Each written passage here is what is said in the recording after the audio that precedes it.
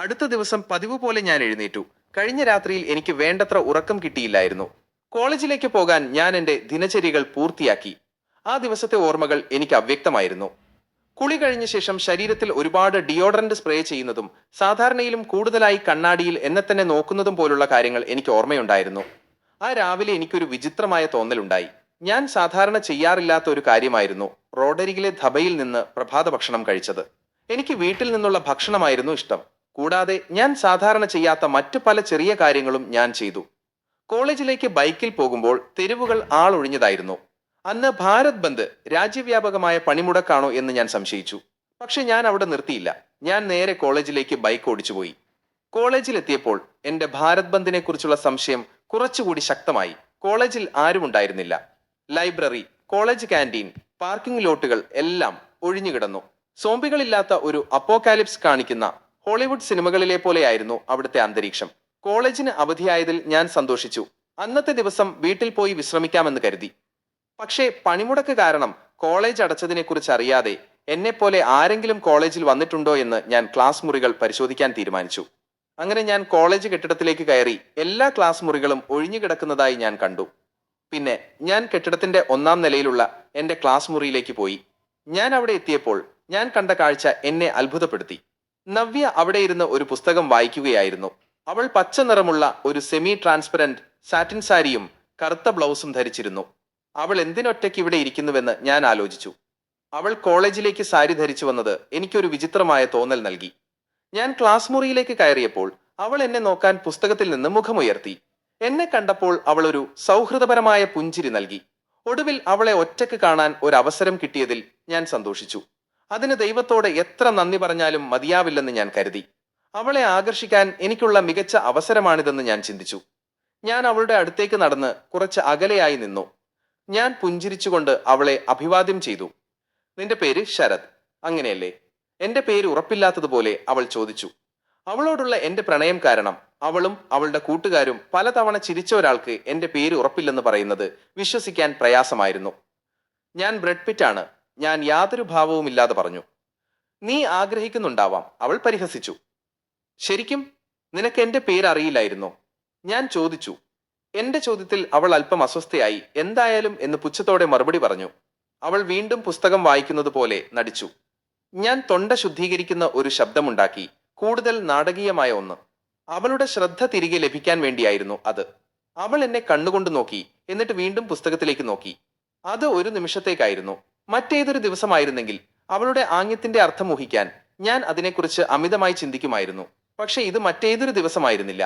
ആ രാവിലെ മുതൽ എല്ലാം അസാധാരണമായിരുന്നതുപോലെ ഈ നിമിഷവും അസാധാരണമായി തോന്നി. ഞാൻ വളരെ ശാന്തനായിരുന്നു. അവളുടെ അടുത്ത് എന്റെ ഹൃദയമിടിപ്പ് ഇത്രയും ശാന്തമായിരുന്നിട്ടില്ല. അവൾ തനിച്ചായതുകൊണ്ടും കൂട്ടുകാരുടെ കൂടെ അല്ലാത്തതുകൊണ്ടുമായിരിക്കാം അത്. ഹേയ്, നീ ഇന്ന് കോളേജിലേക്ക് സാരി ധരിച്ചു വന്നത് ഞാൻ ശ്രദ്ധിച്ചു. ഇന്ന് നിന്റെ അമ്മയെ ഓർമ്മിപ്പിച്ചതുകൊണ്ടാണോ ഈ സാരി ധരിച്ചത്? അമ്മയുടെ കൊച്ചുമകൾ, അവൾ തമാശയായി എടുക്കുമെന്ന് പ്രതീക്ഷിച്ചുകൊണ്ട് ഞാൻ അഭിപ്രായപ്പെട്ടു. പക്ഷേ എനിക്കതിൽ തെറ്റിപ്പോയി. എന്റെ ചിരിച്ച മുഖം മാറുന്നതുവരെ അവൾ എന്നെ നോക്കി. അവളുടെ കവിളുകൾ ചുവന്നു. സത്യം പറഞ്ഞാൽ എനിക്ക് ഏത് കൊടുങ്കാറ്റിനെയും നേരിടാൻ കഴിയുമായിരുന്നു. പക്ഷെ അവളുടെ ദേഷ്യം നിറഞ്ഞ കണ്ണുകളെ നേരിടാൻ കഴിയില്ലായിരുന്നു. അതൊരു തെറ്റാണെന്ന് ഞാൻ മനസ്സിലാക്കി. ഞാൻ വേഗത്തിൽ അത് തിരുത്തി. ഞാൻ ഉദ്ദേശിച്ചത് എന്തെങ്കിലും പ്രത്യേക അവസരമുണ്ടായിട്ടാണോ എന്ന് വളരെ പതിയെ ചോദിച്ചു. അവളുടെ മുഖത്ത് ഒരു ചിരി വിരിഞ്ഞു. അവൾ പുസ്തകമടച്ച് സീറ്റിൽ നിന്ന് എഴുന്നേറ്റ് പുസ്തകം പതിയെ എന്റെ തലയിൽ വെച്ചു. വിട്ടി, ഇന്ന് എന്റെ ജന്മദിനമാണ്. കഴിഞ്ഞ രാത്രി നീ എനിക്ക് ആശംസിച്ചത് ഓർക്കുന്നില്ലേ? അവൾ വീണ്ടും അവളുടെ ബെഞ്ചിലിരുന്നു. ഞാൻ ഒരു നാണം കെട്ട ചിരി ചിരിച്ച്, ഓ, ഇന്ന് നിന്റെ ജന്മദിനമാണല്ലേ എന്ന് പറഞ്ഞു. ഞാൻ അവളെ തുറിച്ചു നോക്കി. എന്റെ വായ തുറന്നു പിടിച്ച് ഒരു മണ്ടനെ പോലെ നോക്കി നിന്നു. അത് കഴിഞ്ഞ രാത്രി ഞാൻ അവൾക്ക് ജന്മദിനാശംസകൾ അയച്ചതിനെക്കുറിച്ച് എന്നെ ഓർമ്മിപ്പിച്ചു. അത്രയും കുറഞ്ഞ സമയത്തിനുള്ളിൽ അവളുടെ ജന്മദിനത്തെക്കുറിച്ച് ഞാൻ എങ്ങനെ മറന്നുപോയെന്ന് എനിക്ക് വിശ്വസിക്കാൻ കഴിഞ്ഞില്ല. ആ ദിവസം ശരിക്കും വിചിത്രമായിരുന്നു. ഇന്ന് നിന്റെ ജന്മദിനമാണെന്ന് എനിക്ക് ഓർമ്മയുണ്ട്. പക്ഷേ അത് സാരി ധരിച്ച് കോളേജിൽ വരാനുള്ള കാരണമാകുമെന്ന് എനിക്ക് മനസ്സിലായില്ല. ഞാൻ ക്ഷമാപണത്തോടെ പറഞ്ഞു. കുഴപ്പമില്ല. എന്റെ ജന്മദിന സമ്മാനം എവിടെ? നവ്യ പെട്ടെന്ന് ചോദിച്ചു. സമ്മാനം സ്വീകരിക്കുന്നത് പോലെ അവളുടെ കൈകൾ എന്റെ നേരെ നീട്ടിപ്പിടിച്ചു. അവൾക്ക് ഞാൻ ഒരു സമ്മാനവും വാങ്ങിയിട്ടില്ലായിരുന്നതുകൊണ്ട് വേഗത്തിൽ ഒരു ഒഴിവുകഴിവ് പറയാൻ ഞാൻ ശ്രമിച്ചു. ഞാൻ നിനക്ക് മനഃപൂർവ്വം ഒരു സമ്മാനവും വാങ്ങിയിട്ടില്ല. അവൾക്ക് ആശയക്കുഴപ്പമായി. എന്തുകൊണ്ട്? കാരണം ഞാൻ നിനക്ക് ഒരു സമ്മാനം വാങ്ങിയില്ലെങ്കിൽ നീ എന്നോട് ദേഷ്യപ്പെടുമെന്ന് എനിക്കറിയാമായിരുന്നു. നീ ദേഷ്യപ്പെടുമ്പോൾ എത്ര ഹോട്ടായിരിക്കുമെന്ന് എനിക്ക് കാണണമായിരുന്നു. അവൾ തമാശയായി പറഞ്ഞു. അങ്ങനെയാണെങ്കിൽ ഞാൻ ദേഷ്യപ്പെടുമ്പോൾ ഹോട്ടായില്ലെങ്കിലോ? ഞാൻ നിന്നെ ചിരിപ്പിക്കാൻ ശ്രമിക്കും, എന്നിട്ട് നിന്റെ ഏത് ഭാവമാണ് ഹോട്ട് എന്ന് താരതമ്യം ചെയ്യും. അവൾ അല്പം ചിരിച്ചു.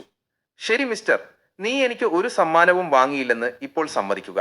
അനാവശ്യമായ ഒഴിവുകഴിവുകൾ പറയേണ്ട ആവശ്യമില്ല. അവളുടെ ഈ തുറന്നു പറച്ചിൽ കേട്ട് ഞാൻ ചിരിച്ചു. അങ്ങനെയല്ല, നീ സാരിയിൽ വ്യത്യസ്തയായിരിക്കുന്നു, ഞാൻ ശബ്ദം താഴ്ത്തി പറഞ്ഞു. ശരിക്കും? അവൾ സന്തോഷിച്ചു. എന്നെ എങ്ങനെ കാണാൻ? അവൾ ആവേശത്തോടെ ചോദിച്ചു. അമിതമായി പുകഴ്ത്തേണ്ടെന്ന് ഞാൻ തീരുമാനിച്ചു. അതുകൊണ്ട് ഞാൻ അത് ലളിതമായി പറഞ്ഞു. സാരി നിന്റെ വ്യക്തിത്വത്തിന് ചേരുന്നുണ്ട്. നീ കൂടുതൽ സാരി ധരിക്കണം. നന്ദി. അവളുടെ മുഖത്ത് ഒരു വലിയ പുഞ്ചിരി വിടർന്നു. ഒരു നിമിഷം നിശബ്ദതയ്ക്ക് ശേഷം എന്റെ ഉള്ളിൽ എന്താണ് മാറിയതെന്ന് എനിക്കറിയില്ലായിരുന്നു. ഞാൻ അവളോട് അസാധാരണമായ എന്തോ ചോദിച്ചു. ഹേയ്, നിനക്ക് കുഴപ്പമില്ലെങ്കിൽ ഒന്നെഴുന്നേറ്റ് എന്റെ ചുറ്റും നടക്കാമോ? സാരിയിൽ നിന്നെ എങ്ങനെ കാണാൻ എന്ന് ഞാൻ നോക്കട്ടെ. ഹോ ഹോ, നല്ല ആശയം, അവൾ ഉച്ചത്തിൽ പരിഹാസത്തോടെ പറഞ്ഞു. എന്നിട്ട് നീ എന്നോട് ഈ മുറിയിലൂടെ ഒരു റാമ്പ് വാക്ക് ചെയ്യാൻ ആവശ്യപ്പെടും. പിന്നെ ഒരു ബോളിവുഡ് ഐറ്റം പാട്ടിന് ഷക്കീറ ഡാൻസ് കളിക്കാൻ ആവശ്യപ്പെടും. പിന്നെ എന്തെങ്കിലും വേറെയും.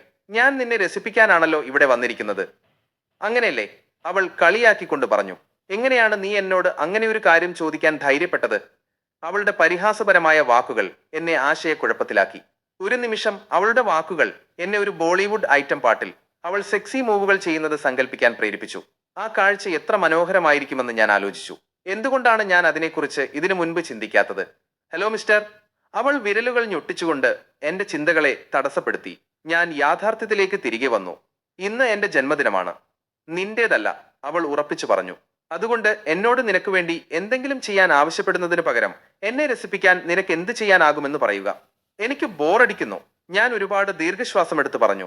സാരമില്ല, നിന്റെ ഫാഷൻ സ്റ്റൈൽ മെച്ചപ്പെടുത്താൻ അഭിപ്രായം പറയാൻ വേണ്ടിയാണ് ഞാൻ നിന്നോട് എന്റെ മുന്നിലൂടെ നടക്കാൻ പറഞ്ഞത്. പക്ഷെ നിനക്ക് താല്പര്യമില്ലെങ്കിൽ സാരമില്ല. ഓർമ്മിക്കുക, ഈ ലോകം തോന്നുന്നത്ര സ്വാർത്ഥമല്ല. ഞാൻ നിന്റെ താല്പര്യത്തെക്കുറിച്ചാണ് ചിന്തിച്ചത്. ഞാൻ നാടകീയമായി തലയാട്ടി. നീ എത്ര നല്ലവനാണ്, അവൾ കളിയാക്കിക്കൊണ്ട് പറഞ്ഞു. നിന്നെപ്പോലുള്ള നല്ല കുട്ടികൾ ഇപ്പോഴും നിലവിലുണ്ടെന്ന് ഞാൻ മറന്നുപോയിരുന്നു, അവൾ കൂട്ടിച്ചേർത്തു. അവൾ എന്നെ കണ്ണുകൊണ്ട് നോക്കി. കുറച്ചുനേരം കണ്ണുകൾ ചെറുതാക്കി. എന്നിട്ട് വീണ്ടും പുസ്തകത്തിലേക്ക് നോക്കി. കുറച്ചുനേരം മുറിയിൽ നിശബ്ദത നിറഞ്ഞു. അവൾ അവളുടെ പുസ്തകത്തിൽ ശ്രദ്ധ കേന്ദ്രീകരിച്ചപ്പോൾ ഞാൻ ഒന്നും ചെയ്യാതെ അവിടെ നിന്നുകൊണ്ട് ഒരു വിഡ്ഢിയെപ്പോലെ എനിക്ക് തോന്നി. സംഭാഷണം തുടരാൻ ഏത് വിഷയമാണ് നല്ലതെന്ന് ഞാൻ ആലോചിക്കുകയായിരുന്നു. അപ്പോൾ അവൾ പെട്ടെന്ന് പുസ്തകത്തിൽ നിന്ന് തലയുയർത്തി ചോദിച്ചു. ഹേയ്, നിന്റെ സെമസ്റ്റർ പരീക്ഷയ്ക്കുള്ള തയ്യാറെടുപ്പുകൾ എങ്ങനെ പോകുന്നു? അവളുടെ പെട്ടെന്നുള്ള ചോദ്യം എന്നെ ഞെട്ടിച്ചു. പരീക്ഷയ്ക്ക് ഞാൻ നന്നായി തയ്യാറെടുക്കുന്നുണ്ട്, ഞാൻ നിസ്സാരമായി പറഞ്ഞു. അവൾ എന്റെ പരീക്ഷാ തയ്യാറെടുപ്പുകളെക്കുറിച്ച് ചോദിക്കാൻ താല്പര്യം കാണിച്ചതിൽ എനിക്ക് സന്തോഷം തോന്നി. കുറഞ്ഞത് ഒരാളെങ്കിലും എന്നെ ശ്രദ്ധിക്കുന്നുണ്ടല്ലോ എന്ന് ഞാൻ കരുതി. ക്ലാസ്സിൽ നീ അധ്യാപകനേക്കാൾ കൂടുതൽ പെൺകുട്ടികളെയാണ് നോക്കുന്നതെന്ന് ഞാൻ ശ്രദ്ധിച്ചു, അവൾ എന്നെ കുറ്റപ്പെടുത്തി. നിനക്ക് ഭ്രാന്തായോ? ഞാൻ ആശയക്കുഴപ്പത്തോടെ ചോദിച്ചു. ശാന്തനാകൂ, ഒരു നിർത്തൽ ചിഹ്നം പോലെ കൈമുന്നിൽ വെച്ചുകൊണ്ട് അവൾ ഉറപ്പിച്ചു പറഞ്ഞു. പെൺകുട്ടികൾ കുഴപ്പമില്ല, പക്ഷെ പരീക്ഷകൾ പ്രധാനമാണ്. നിന്റെ മനസ്സിനെ നിയന്ത്രിക്കാൻ ശ്രമിക്കുക. എന്നെ ഉപദേശിക്കുന്നതിനേക്കാൾ ഉപദ്രവിക്കുന്നത് പോലെ അവളുടെ മുഖഭാവം എന്നെ വേദനിപ്പിച്ചു. എനിക്കറിയാം, ഞാൻ തിരിച്ചടിച്ചു. എന്റെ മുഖം ചുളിയുന്നത് കണ്ടപ്പോൾ അവൾ ഒരു സൂത്രപരമായ ചിരി ചിരിച്ചു. അവളുടെ നല്ല മനസ്സ് യഥാർത്ഥത്തിൽ ഒരു നല്ല പ്രവൃത്തിയല്ല, മറിച്ച് എന്നെ കളിയാക്കാനുള്ളതാണെന്ന് ഞാൻ കരുതി. എന്റെ മങ്ങിയ മുഖം ആസ്വദിച്ച ശേഷം അവൾ വീണ്ടും അവളുടെ ആർദ്രമായ ഭാവം മുഖത്ത് വരുത്തി പതിഞ്ഞ ശബ്ദത്തിൽ പറഞ്ഞു. ഹേയ്, കേൾക്കൂ. സെമസ്റ്റർ പരീക്ഷയ്ക്ക് തയ്യാറെടുക്കുന്നതിൽ എന്തെങ്കിലും ബുദ്ധിമുട്ടുകളുണ്ടെങ്കിൽ എന്നോട് പറയുക. ഞാൻ കോളേജിന് ശേഷം നിന്നുകൊണ്ട് നിന്നെ പരീക്ഷയ്ക്ക് തയ്യാറെടുക്കാൻ സഹായിക്കാം. നിനക്ക് ഒരിക്കലും ഒറ്റപ്പെട്ടതായി തോന്നേണ്ട, ശരത്. ആ ഹിപ്നോട്ടിക് വാക്കുകൾ എന്നെ പൂർണ്ണമായും അമ്പരപ്പിച്ചു. അവൾക്ക് എങ്ങനെ ഇത്രയും കരുതലുള്ള ഒരാളാകാൻ കഴിയും? അവളെപ്പോലുള്ള ഒരു കാമുകിയെ ആഗ്രഹിക്കാത്ത ഏത് പയ്യനാണ് ഈ ലോകത്തുള്ളത്? അവളുടെ കളിയാക്കുന്ന സ്വഭാവം എനിക്കിഷ്ടമായിരുന്നു. ആദ്യം അവൾ കരുതലുള്ള ഒരു ചോദ്യം ചോദിച്ച് എന്നെ ആകർഷിച്ചു. പിന്നെ എന്നെ കളിയാക്കി എന്നെ അകറ്റി നിർത്തി. അവളുടെ കരുതലുള്ള സ്വഭാവത്തെ ഞാൻ ഒരു നിമിഷം സംശയിച്ചപ്പോൾ അവൾ അവളുടെ സ്നേഹത്തോടെയുള്ള സഹായം വാഗ്ദാനം ചെയ്ത് എന്നെ വീണ്ടും ആകർഷിച്ചു. ഒരാളുടെ വികാരങ്ങളെ എങ്ങനെ ഇക്കിളിപ്പെടുത്തണമെന്ന് അവൾക്കറിയാമെന്ന് തോന്നി. അവളുടെ ധൈര്യം എനിക്കും ഇഷ്ടമായിരുന്നു. സ്ത്രൈണത കൂടുതലുള്ള പെൺകുട്ടികളെക്കാൾ ധൈര്യത്തോടെ ഒരു പയ്യനെ കളിയാക്കാൻ കഴിയുന്ന പെൺകുട്ടികളോട് എനിക്ക് കൂടുതൽ താല്പര്യം തോന്നി. രണ്ടാമത്തെ കൂട്ടർ കൂടുതൽ സുന്ദരിയാണെങ്കിൽ പോലും എന്നെ സംബന്ധിച്ചിടത്തോളം ഒരു പെൺകുട്ടിയുടെ ഊർജം അവളുടെ സൗന്ദര്യത്തെക്കാൾ എപ്പോഴും പ്രധാനമായിരുന്നു. സന്തോഷം നിറഞ്ഞ മുഖത്തോടെ എന്നെ സഹായിക്കാമെന്ന വാഗ്ദാനത്തിന് ഞാൻ അവളോട് നന്ദി പറഞ്ഞു. അവൾ വീണ്ടും പുസ്തകത്തിലേക്ക് നോക്കുന്നതുവരെ ഞാൻ കുറച്ചുനേരം അവളുടെ കണ്ണുകളിലേക്ക് നോക്കി. അത് എന്റെ ശ്രദ്ധ അവളുടെ പുസ്തകത്തിലേക്ക് മാറ്റി. ഹേയ്, നീ ഏത് പുസ്തകമാണ് വായിക്കുന്നത്? ഞാൻ പുസ്തകത്തിന്റെ മുൻവശം കാണാൻ ശ്രമിച്ചുകൊണ്ട് ചോദിച്ചു. അവൾ പുസ്തകം ഉയർത്തി അതിന്റെ മുൻവശം കാണിച്ചു. പുസ്തകത്തിന്റെ പേര് ട്വലൈറ്റ് എന്നായിരുന്നു. ഒരു യുവ വാമ്പയർ പ്രണയ നോവൽ. ഞാൻ ആ പുസ്തകം വായിച്ചിട്ടില്ലായിരുന്നു. പക്ഷെ ആ പ്രണയ നോവലിന് ഒരുപാട് പെൺകുട്ടി ആരാധകരുണ്ടെന്ന് എനിക്കറിയാമായിരുന്നു. അതെന്നെ ചോദിക്കാൻ പ്രേരിപ്പിച്ചു, ഓ, മറ്റു പെൺകുട്ടികളെ പോലെ നിനക്കും ഈ വാമ്പയറുകളെ ഇഷ്ടമാണോ? എന്റെ തുറന്നു പറച്ചിൽ കേട്ട് അവൾ ഞെട്ടിപ്പോയി. അവൾ എന്നിൽ നിന്ന് അത് പ്രതീക്ഷിച്ചിരുന്നില്ല. ഞാൻ അവളുടെ ഭാവം കണ്ടപ്പോൾ എന്റെ തെറ്റ് മനസ്സിലാക്കി. ഞാൻ വേഗത്തിൽ ചോദ്യം മാറ്റി. ഞാൻ ഉദ്ദേശിച്ചത് നീയും ഈ വാമ്പയർ കഥകളുടെ ഒരു ആരാധികയാണോ എന്ന് വളരെ പതിയെ ചോദിച്ചു. അവൾ അവളുടെ ഞെട്ടലിൽ നിന്ന് മുക്തയായി മറുപടി പറഞ്ഞു, എന്റെ ഏറ്റവും ഇഷ്ടപ്പെട്ട പുസ്തകം. ഇത് ഞാൻ 3-ാം തവണയാണ് വായിക്കുന്നത്. ഈ പുസ്തകത്തിലെ ഓരോ വാക്കും എന്റെ വികാരങ്ങളെ എങ്ങനെ ഉത്തേജിപ്പിക്കുന്നുവെന്ന് എനിക്കിഷ്ടമാണോ? നീ ഇത് വായിക്കാതെ ഞാൻ എന്താണ് ഉദ്ദേശിക്കുന്നതെന്ന് ഒരിക്കലും മനസ്സിലാക്കില്ല. താല്പര്യമില്ലാത്ത ഭാവത്തോടെ ഞാൻ പറഞ്ഞു, ഈ വാമ്പയർ കഥകളൊന്നും എനിക്കിഷ്ടമുള്ളതല്ല. പെൺകുട്ടികൾ ഈ രക്തം കുടിക്കുന്ന വാമ്പയറുകളോട് ആകർഷിക്കപ്പെടുന്നു എന്നതിൽ എനിക്ക് ഒരു യുക്തിയും തോന്നുന്നില്ല. വാമ്പയറുകൾ യാഥാർത്ഥ്യത്തിന് പോലും അടുത്തല്ല. എങ്ങനെയാണ് ഒരാൾക്ക് സാങ്കല്പിക കഥാപാത്രങ്ങളോട് ആകർഷണം തോന്നാൻ കഴിയുന്നത്? ഇത് യുക്തിരഹിതമാണ്. അവളുടെ അഭിപ്രായത്തെക്കുറിച്ച് അധികം ശ്രദ്ധിക്കാതെ ഞാൻ പറഞ്ഞു, പയ്യന്മാർ രാത്രി വൈകി ലാപ്ടോപ്പ് സ്ക്രീനിൽ മുതിർന്നവർക്കുള്ള വീഡിയോകൾ കണ്ട് മതിമറക്കുന്നത് എനിക്കും യുക്തിസഹമായി തോന്നുന്നില്ല. അത് എത്ര യുക്തിസഹമാണ്? അവൾ കളിയാക്കിക്കൊണ്ട് ചോദിച്ചു. അവളുടെ മറുപടിയിൽ ഞാൻ എന്റെ മുഖം രക്ഷിക്കാൻ ശ്രമിച്ചു. എനിക്കിനി എന്ത് തർക്കിക്കാൻ കഴിയും? ഞങ്ങൾ പയ്യന്മാർ സമ്മതിക്കാൻ മടിക്കുന്ന ഒരു കാര്യം അവൾ ചൂണ്ടിക്കാട്ടി. അതുകൊണ്ട് ഞാൻ വിഷയം മാറ്റാൻ തീരുമാനിച്ചു. അങ്ങനെയല്ല, നിനക്ക് വാമ്പയറുകളെ മാത്രമാണോ ഇഷ്ടം, അതോ ഏതെങ്കിലും പയ്യനെയും ഇഷ്ടമാണോ? അവളുടെ ക്രഷ് ആരാണെന്നറിയാൻ ഞാൻ വിഷയം മാറ്റി. എനിക്കിഷ്ടമാണ്, അവൾ പുസ്തകത്തിൽ നിന്ന് തലയുയർത്താതെ മറുപടി പറഞ്ഞു. അവളുടെ മുഖത്ത് ഒരു ചെറിയ ചുവപ്പ് നിറം പടർന്നു. അവളുടെ മറുപടി എന്റെ ഹൃദയമിടിപ്പ് കൂട്ടി. പെട്ടെന്ന് അവളുടെ ക്രഷ് ആരാണെന്നറിയാനുള്ള എന്റെ ആകാംക്ഷ വർദ്ധിച്ചു. അവൾക്ക് ആരോടാണ് ക്രഷ് എന്നറിയാൻ എനിക്ക് കാത്തിരിക്കാൻ കഴിഞ്ഞില്ല. പക്ഷെ അത് അവളോട് നേരിട്ട് ചോദിക്കുന്നത് അമിതമായ വ്യക്തിപരമായ കാര്യമാകുമെന്ന് എനിക്ക് തോന്നി. അതുകൊണ്ട് ഞാൻ അവളുടെ ക്രഷിനെ കുറിച്ച് പതിയെ പതിയെ ചോദിക്കാൻ തീരുമാനിച്ചു. എന്നിട്ട് അവസാനം പേര് ചോദിക്കാം. നിനക്കൊരു പയ്യനിൽ എന്തൊക്കെയാണ് ഇഷ്ടം? ഞാൻ സാധാരണ പോലെ ചോദിക്കാൻ ശ്രമിച്ചു. അവളുടെ മറുപടിക്ക് ഞാൻ ആകാംക്ഷയോടെ കാത്തിരുന്നു. അവൾ പുസ്തകത്തിൽ നിന്ന് നേരെ ക്ലാസ് മുറിയുടെ മുൻവശത്തേക്ക് നോക്കി ഒരു ദീർഘശ്വാസം എടുത്തു. എന്നിട്ട് ചിന്തിച്ചുകൊണ്ട് മറുപടി പറഞ്ഞു, അതൊരു രസകരമായ ചോദ്യമാണ്. ഞാനൊന്ന് ആലോചിക്കട്ടെ. എന്നെ സംബന്ധിച്ചിടത്തോളം ഒരു പയ്യന്റെ രൂപം അവന്റെ ഭാഗ്യമാണ്. സുന്ദരനോ വൃത്തികെട്ടവനോ ആകട്ടെ, ഞാൻ അവന്റെ രൂപം ഒരു യോഗ്യതയായി കണക്കാക്കുന്നില്ല. അതുകൊണ്ട് രൂപം എനിക്കൊരു വിഷയമല്ല. രണ്ടാമതായി, ജീവിതത്തിൽ എനിക്കൊരു പയ്യനെ സാമ്പത്തികമായി ആശ്രയിക്കേണ്ടി വരാതിരിക്കാൻ ഞാൻ കഠിനമായി പഠിക്കുന്നുണ്ട്. അതുകൊണ്ട് സാമ്പത്തിക നിലയും എന്നെ അലട്ടുന്നില്ല. എന്നെ സംബന്ധിച്ചിടത്തോളം അവൻ എന്നെക്കുറിച്ച് ഭ്രാന്തനാകുകയും ഈ ലോകത്തിലെ എല്ലാ കാര്യങ്ങളെക്കാളും എന്നെ തിരഞ്ഞെടുക്കുകയും വേണം. അവൾ പറഞ്ഞ കാര്യങ്ങൾ വിശകലനം ചെയ്യാനും അവളുടെ ക്രഷിന്റെ മാനദണ്ഡങ്ങളുമായി ഞാൻ യോജിക്കുന്നുണ്ടോ എന്ന് വിലയിരുത്താനും ഞാൻ വേഗത്തിൽ എന്റെ മനസ്സിലേക്ക് പോയി. അവൾക്ക് രൂപത്തെയും സാമ്പത്തിക നിലയെയും കുറിച്ച് അത്രയധികം താല്പര്യമില്ല. അതെനിക്ക് നല്ലതാണ്. എനിക്കൊന്നുമില്ല. ഭ്രാന്തിനെ കുറിച്ച് പറയുകയാണെങ്കിൽ, ഞാൻ എന്റെ ഉണർന്നിരിക്കുന്ന സമയത്തിന്റെ ഭൂരിഭാഗവും അവളെക്കുറിച്ച് സ്വപ്നം കാണാറുണ്ട്. അതെന്നെ അവളെക്കുറിച്ച് ഭ്രാന്തനായി കണക്കാക്കുന്നില്ലേ? നന്നായി, ചാമ്പ്യൻ. എന്നിരുന്നാലും എന്റെ ചിന്തകളെ തടസ്സപ്പെടുത്തിക്കൊണ്ട് അവൾ പറഞ്ഞു, ഓ ദൈവമേ, അവളുടെ മാനദണ്ഡങ്ങൾ തീർന്നില്ല. ഇനി എനിക്ക് എന്ത് യോജിക്കണം? എന്റെ ക്രഷിൽ ഞാൻ തീർച്ചയായും ഒരു സ്വഭാവം നോക്കുന്നുണ്ട്, അവൾ ദൃഢമായ ഒരു ഭാവത്തോടെ പറഞ്ഞു. എന്റെ ഹൃദയം നെഞ്ചിൽ വളരെ ശക്തിയായി ഇടിക്കാൻ തുടങ്ങി. എനിക്കത് ഉറക്കെ കേൾക്കാൻ കഴിഞ്ഞു. അവളുടെ അവസാനത്തെ മാനദണ്ഡം കേൾക്കാൻ ഞാൻ കാത്തിരുന്നു. അതെന്താണ്? ഞാൻ ആകാംക്ഷയോടെ ചോദിച്ചു. അവൾ മേശപ്പുറത്ത് കൈകൾ ചേർത്ത് വെച്ചുകൊണ്ട് പറഞ്ഞു, ശരത്, മനുഷ്യരെന്ന നിലയിൽ നമ്മളെല്ലാവരും വികാരങ്ങളുടെ ജീവികളാണ്. വികാരങ്ങളാണ് നമ്മുടെ ജീവിതത്തിന് അർത്ഥം നൽകുന്നത്. ഒരുപാട് വികാരങ്ങൾ അനുഭവിക്കേണ്ട ഒരു ജീവിതത്തിൽ ഒരാൾ എന്നിൽ ഒരു വികാരം മാത്രം ഉണ്ടാക്കുന്ന ഒരു ബന്ധം ഞാൻ എന്റെ പങ്കാളിയിൽ ആഗ്രഹിക്കുന്നില്ല. എനിക്ക് എപ്പോഴും സന്തോഷം മാത്രം അനുഭവിക്കണമെന്നില്ല. എന്നെ കളിയാക്കുകയും പരിഹസിക്കുകയും തമാശ പറയുകയും ചിലപ്പോൾ എന്നെ അപമാനിക്കുകയും ചെയ്യുകയും എന്നാൽ എന്നെ സ്നേഹിക്കുന്നുണ്ടെന്ന് എന്നെ തോന്നിപ്പിക്കുകയും ചെയ്യുന്ന ഒരു പയ്യനെയാണ് ഞാൻ ആഗ്രഹിക്കുന്നത്. അങ്ങനെ ഒരാളെയാണ് ഞാൻ എന്റെ പങ്കാളിയിൽ തീർച്ചയായും നോക്കുന്നത്. അവൾ പറഞ്ഞത് കേട്ട് എനിക്ക് കൂടുതൽ സന്തോഷിക്കാൻ കഴിയില്ലായിരുന്നു. അത് പൂർണ്ണമായും ഞാനാണ്. ദൈവത്തിന് നന്ദി, ഞാൻ അവളുടെ എല്ലാ മാനദണ്ഡങ്ങളിലും യോജിക്കുന്നു. ഞാൻ ഒരു വലിയ നെടുവീർപ്പിട്ടു. അവൾ തുടർന്നു, ശരത്, ഞാൻ വിശ്വസിക്കുന്നു, എപ്പോഴും നിനക്ക് ചെറിയ പ്രശ്നങ്ങൾ ഉണ്ടാക്കുന്ന ഒരാൾ നിന്റെ ശത്രുവായിരിക്കണമെന്നില്ല. അവർ നിന്നെ ഏറ്റവും കൂടുതൽ സ്നേഹിക്കുന്ന ആളായിരിക്കാം, പക്ഷേ അത് പ്രകടിപ്പിക്കാൻ അവർക്ക് കഴിയുന്നില്ല. Double quote. അവളുടെ അവസാനത്തെ വാചകം കേട്ട് എന്റെ ദേഹമാകെ രോമം എഴുന്നേറ്റു. എന്റെ മനസ്സിലുള്ള അതേ വിശ്വാസം, അതേ വാക്കുകളിൽ അവൾക്ക് എങ്ങനെയുണ്ടായി എന്ന് ഞാൻ പൂർണ്ണമായും ആശയക്കുഴപ്പത്തിലായി. അവൾ എന്റെ മനസ്സിലുള്ളത് വായിക്കുകയാണോ? ഇതാണോ ഡാഷ് പെൺകുട്ടികളുടെ ഉൾവിളി ഡാഷ് എന്ന് പറയുന്നത്? അത് ഒരു പെൺകുട്ടിയെ ഒരു പയ്യന്റെ മനസ്സ് വായിക്കാൻ സഹായിക്കുന്നുണ്ടോ? ഒരുപക്ഷെ. അവൾ എന്റെ മനസ്സ് വായിച്ചാണ് അവളുടെ ക്രഷിനെക്കുറിച്ച് പറയുന്നതെങ്കിൽ അവളുടെ ക്രഷ് മറ്റാരുമല്ല, ഞാൻ തന്നെയാണ്. അവളുടെ ക്രഷിനെക്കുറിച്ചുള്ള എല്ലാ വിവരങ്ങളും എനിക്ക് കിട്ടിയെന്ന് ഞാൻ കരുതി. ഇനി പേര് മാത്രം ഉറപ്പുവരുത്തണം. ഞാൻ ധൈര്യം സംഭരിച്ച് അവസാനത്തെ ചോദ്യം ചോദിച്ചു. ഞാനാണോ ഞാനാണോ നിന്റെ ക്രഷ്? ചോദ്യം പൂർത്തിയാക്കുന്നതിനു മുൻപ് എന്റെ വാക്കുകൾ ഇടറിപ്പോയിരുന്നു. അവളോടത് ചോദിക്കുമ്പോൾ എന്റെ ഹൃദയം തൊണ്ടയിലെത്തിയിരുന്നു. അവൾ അടുത്ത കുറച്ച് നിമിഷത്തേക്ക് എന്നെ നോക്കി. അവളുടെ കൃഷ്ണമണികൾ വികസിച്ചു. ഞങ്ങൾ പരസ്പരം നോക്കി ശ്വാസമെടുക്കുകയും നിമിഷം മിഴികൾ പോലും ചിമ്മാതിരിക്കുകയും ചെയ്തു.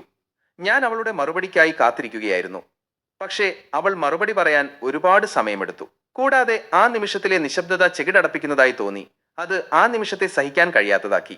ഒരു യുഗത്തെ പോലെ തോന്നിയതിനു ശേഷം അവൾ പതിഞ്ഞ ശബ്ദത്തിൽ പറഞ്ഞു, നിങ്ങളത് നിങ്ങളല്ലെന്ന് ചിന്തിക്കാൻ എന്താണ് കാരണം ശരത്? എനിക്കതിന് ഒരു മറുപടിയും ഉണ്ടായിരുന്നില്ല.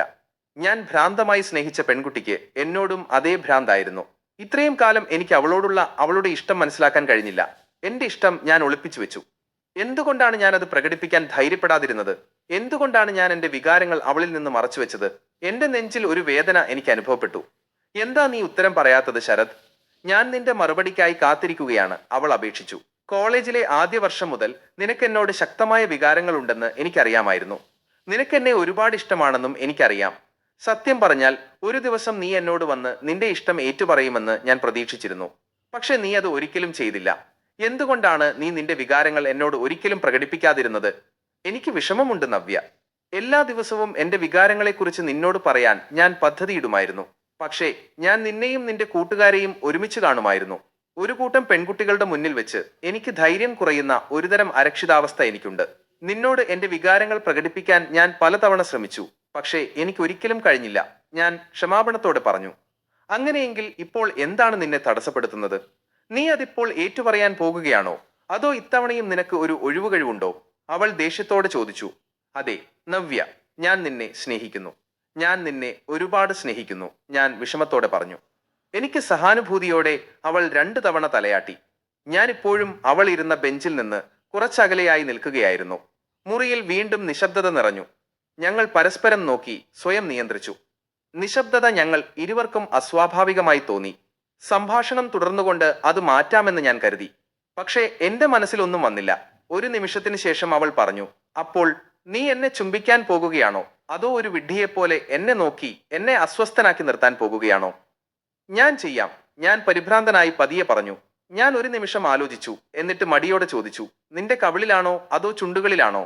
അതും ഞാൻ വേണോ നിനക്ക് പറഞ്ഞു തരേണ്ടത് ശരത്? അവൾ ദേഷ്യത്തോടെ ചോദിച്ചു. ഞാൻ തീരുമാനിക്കട്ടെ, ഞാൻ ധൃതിയിൽ പറഞ്ഞു, വേഗത്തിൽ ചിന്തിക്കാൻ ശ്രമിച്ചുകൊണ്ട്. എന്നെ നോക്കിക്കൊണ്ട് അവൾ ദേഷ്യത്തിൽ തലയാട്ടി. അതെ നവ്യ, ഞാൻ തീരുമാനിച്ചു, ഞാൻ വളരെ ഗൗരവത്തോടെ പറഞ്ഞു. അവൾ വെറുപ്പോടെ തലയാട്ടിക്കൊണ്ട് എന്നിൽ നിന്ന് മുഖം തിരിച്ചു. ഞാൻ വേഗത്തിൽ എന്റെ പുറകിലേക്ക് തിരിഞ്ഞ് ക്ലാസ് മുറിയുടെ വാതിലിലേക്ക് നോക്കി. നീ എന്താണ് നോക്കുന്നത് ശരത്? ദേഷ്യത്തോടെ അവൾ അക്ഷമയോടെ ചോദിച്ചു. ഒരു നിമിഷം നവ്യ, ഈ നിലയിൽ ആരെങ്കിലും ഉണ്ടോ എന്ന് ഞാൻ നോക്കട്ടെ. ഞാൻ എന്റെ ചുണ്ടിൽ വിരൽ വെച്ചുകൊണ്ട് അവളോട് പറഞ്ഞു. നമ്മൾ പരസ്പരം ചുംബിക്കുമ്പോൾ ആരും ഞങ്ങളെ കൈയോടെ പിടിക്കുന്നത് എനിക്കിഷ്ടമല്ല. ശരത്, ഇന്ന് രാജ്യവ്യാപകമായ പണിമുടക്കാണ്, അവൾ എന്നോട് അലറി. കോളേജിൽ ഒരാളും പോലുമില്ല. ഇനി നീ എന്നെ ചുംബിക്കാൻ പോകുകയാണോ അതോ ഞാൻ എന്റെ സ്വഭാവം നിനക്ക് കാണിച്ചു തരേണ്ടതുണ്ടോ? അവൾ പല്ല് ഞെരിച്ചുകൊണ്ട് എനിക്കൊരു മുന്നറിയിപ്പ് നൽകി. ഏതൊരു ദിവസവും അവളുടെ കണ്ണുകളിലേക്ക് നോക്കാൻ പോലും എനിക്ക് ധൈര്യമില്ലായിരുന്നു. ദേഷ്യം നിറഞ്ഞ അവളുടെ കണ്ണുകളിലേക്ക് നോക്കുന്ന കാര്യം പറയേണ്ടതില്ല. അവളുടെ ദേഷ്യം എന്നെ കൂടുതൽ പരിഭ്രാന്തനാക്കി. അതിന്റെ ഫലമായി ഞാൻ നീണ്ടതും കനത്തതുമായ ശ്വാസം എടുക്കാൻ തുടങ്ങി. നീ എന്തിനാണ് ഇത്രയും ദീർഘവും കനത്തതുമായ ശ്വാസം എടുക്കുന്നത് ശരത്? എന്റെ പ്രതികരണം നിരാശയോടെ മനസ്സിലാക്കാൻ ശ്രമിച്ചുകൊണ്ട് അവൾ ചോദിച്ചു. മനസ്സിലാക്കാൻ ശ്രമിക്കൂ നവ്യ, ഞാൻ ഇതുവരെ ആരെയും ചുംബിച്ചിട്ടില്ല. ഇതെന്റെ ആദ്യത്തെ തവണയാണ്. ഞാൻ പരിഭ്രാന്തനാണ്. അവളെ ബോധ്യപ്പെടുത്താൻ ഞാൻ കഠിനമായി ശ്രമിച്ചു. മതി ശരത്, അവൾ അലറി സീറ്റിൽ നിന്ന് എഴുന്നേറ്റ് മേശയിൽ അവളുടെ കൈകൾ ശക്തിയായി അടിച്ചു. നിന്നിൽ നിന്ന് ഞാൻ കേൾക്കേണ്ടതെല്ലാം കേട്ടു. ഇനി ഒരു വാക്ക് പോലും പറയരുത്. നീ എന്നെ ചുംബിക്കുന്ന ഈ നിമിഷത്തിനായി ഞാൻ കാത്തിരിക്കുകയായിരുന്നു. പക്ഷേ നീ ഒന്നിനും കൊള്ളാത്തവനാണെന്ന് തോന്നുന്നു. അവൾ അല്പം നിർത്തി. എന്നിട്ട് ദേഷ്യം നിറഞ്ഞ മുഖത്തോടെ പല്ല് കടിച്ചുകൊണ്ട് പറഞ്ഞു. ഇന്ന് ഒരു പെൺകുട്ടിയെ എങ്ങനെ ചുംബിക്കണമെന്ന് ഞാൻ നിന്നെ പഠിപ്പിക്കാം. അവൾ പറഞ്ഞ വാക്കുകളോടെ ഞാനൊരു അടി അകലെയായി നിന്ന ഇടനാഴിയിലേക്ക് അവൾ അവളുടെ മേശയിൽ നിന്നിറങ്ങി. അവളുടെ മുടിയിലെ റബ്ബർ ബാൻഡ് പൊട്ടിച്ച് അവൾ മുടി പോണിടയിലിൽ നിന്ന് സ്വതന്ത്രമാക്കി. അവൾ അവളുടെ നീളമുള്ള കറുത്ത മുടി 2 തവണ വശങ്ങളിലേക്ക് മനോഹരമായി കുടഞ്ഞു. ഞാൻ അവളോട് വളരെ അടുത്തായിരുന്നു. അവളുടെ ആവേശമുണർത്തുന്ന ലാവൻഡർ സുഗന്ധം എന്റെ മൂക്കിലേക്ക് ശ്വസിച്ചു എന്നെ മോഹിപ്പിച്ചു. ഞാൻ അവളുടെ അടുത്ത് നിന്നുകൊണ്ട് അവളെ സൂക്ഷ്മമായി പഠിക്കുകയായിരുന്നു. അവളുടെ വളവുകൾ ഒരു നോട്ടം നൽകുന്ന പച്ച സെമി ട്രാൻസ്പെറന്റ് സാരിയും അവളുടെ ചർമ്മത്തിന്റെ നിറത്തിന് വിപരീതമായി കറുത്ത ബ്ലൗസും അവളുടെ ശരീരത്തിന് ഒരു പൂർണ്ണ രൂപം നൽകി. ഒരാളുടെ സാന്നിധ്യം എന്നെ ഇത്രയധികം ആവേശഭരിതനാക്കുമെന്ന് ഞാൻ ഒരിക്കലും കരുതിയിരുന്നില്ല. അവളുടെ ചുറ്റുമുള്ള കാട്ടുപോലെയുള്ള ഊർജം വളരെ പ്രാകൃതമായിരുന്നു. ആ അടുപ്പത്തിൽ ഏത് പുരുഷനെയും അവളിലേക്ക് ആകർഷിക്കുന്ന ഒരു ഊർജം. ആ ആകർഷണ ശക്തി സ്പർശനീയമായിരുന്നില്ല, പക്ഷേ അത് എന്റെ ചർമ്മത്തിലെ രോമങ്ങൾ എഴുന്നേൽക്കാൻ കാരണമായി. മറ്റെന്തെങ്കിലും മനസ്സിലാക്കുന്നതിനു മുൻപ് അവൾ അവളുടെ കൈകൾ നീട്ടി എന്റെ കോളറിൽ പിടിച്ച് എന്നെ അവളുടെ അടുത്തേക്ക് വലിച്ചു. ഞങ്ങളുടെ ശരീരങ്ങൾ കൂട്ടിമുട്ടി. എന്റെ കാൽമുട്ടുകൾ അവളുടെ കാൽമുട്ടുകളിൽ തൊട്ടു. ലൈംഗിക ഊർജം എന്റെ ശരീരത്തിന്റെ താപനില വർദ്ധിപ്പിക്കുന്ന ചൂടായി മാറുന്നത് എനിക്ക് അനുഭവിക്കാൻ കഴിഞ്ഞു. ഓരോ ശ്വാസത്തിലും എന്റെ നെഞ്ച് അവളുടെ മാറിടത്തിൽ ഉരസി എന്റെ ശരീരത്തിലെ ചൂട് വീണ്ടും കൂട്ടി. എന്റെ ശ്രദ്ധ അവളുടെ തിളങ്ങുന്ന പിങ്ക് ചുണ്ടുകളിലായിരുന്നു. അവ എന്റെ ചുണ്ടുകളിൽ നിന്ന് ഏതാനും ഇഞ്ചുകൾ അകലെയായിരുന്നു. അപ്പോൾ എന്റെ ശരീരത്തിൽ ഒരു തീവ്രമായ അനുഭവം ഉണ്ടാകുന്നത് എനിക്ക് തോന്നി. അതിൽ എനിക്ക് യാതൊരു നിയന്ത്രണവുമില്ലായിരുന്നു. ഞാൻ വേഗത്തിൽ എന്റെ ചുണ്ടുകൾ അവളുടെ ചുണ്ടുകളിൽ വെക്കാൻ പോയി. അതിനു മുൻപ് ഞാൻ ഉറക്കെ മൂളി. എന്റെ ഇടുപ്പിന് ചുറ്റുമുള്ള ഒരു തീവ്രമായ അനുഭവം എന്നെ ഉറക്കത്തിൽ നിന്നുണർത്തി. ഞാൻ കഴിഞ്ഞ രാത്രി നവ്യയ്ക്ക് ജന്മദിനാശംസകൾ നേർന്നതിന് ശേഷം ഈ സമയം മുഴുവൻ ഞാൻ സ്വപ്നം കാണുകയായിരുന്നുവെന്ന് ഞാൻ മനസ്സിലാക്കി. ദൈവമേ, വീണ്ടും എനിക്കൊരു ലൈംഗിക സ്വപ്നം കണ്ടു. ആരോ എന്റെ മുറിയിലേക്ക് ഓടുന്ന ശബ്ദം വാതിലിന്റെ വിടവിലൂടെ വന്നു.